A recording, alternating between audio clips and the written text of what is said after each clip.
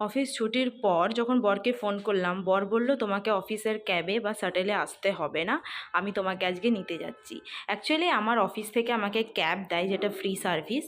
আর ক্যাবটা যদি আমি কোনো কারণে বুক করতে না পারি, 5 ঘন্টা আগে বুক করতে হয়। যদি এরকম হয় কোনো দিন যে আমার একটু তাড়াতাড়ি ছুটি হয়ে গেলো বা দেরিতে ছুটি হবে, ওই টাইমে ক্যাবটা পাবো না, তো তখন আমি অফিসিয়াল যে সার্ভিসে যে শাটেল আছে, সে শাটেলে আমি বাড়ি ফিরি, মানে পিজিতে ফিরি আর কি।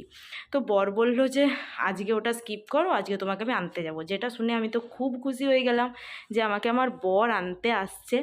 তো যাই হোক, ও আমাকে আনতে এসছে। আর হায়দ্রাবাদের রোদ তো তোমরা জানোই কি পরিমাণ গরম আর কি পরিমাণ রোদ।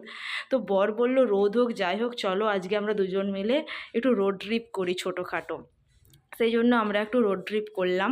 তো রোড ট্রিপ করার পর ও আমাকে আমার পিজিতে ছেড়ে দেবে। তো সেই জন্য আমরা খুব মস্তি করছিলাম। মস্তি তো করা দূর, রোদে একদম পুড়ে যাচ্ছিলাম, এত বেশি রোদ ছিল। তো যেই রোডে যাওয়ার কথা ছিল তার থেকে 1 কিলোমিটার ঘুরিয়ে বাবু আবার নিয়ে যাচ্ছে। তো সেই জন্য আমি ওকে মারতে শুরু করলাম যে মাথার উপরে ছাওয়া নেই, এই রোদে রোদে রোড ট্রিপ ভালো লাগে না।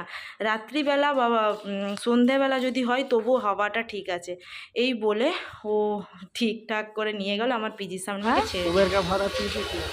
বাই বাই বাই বাই করো, আগে বাই করো, আগে বাই করো।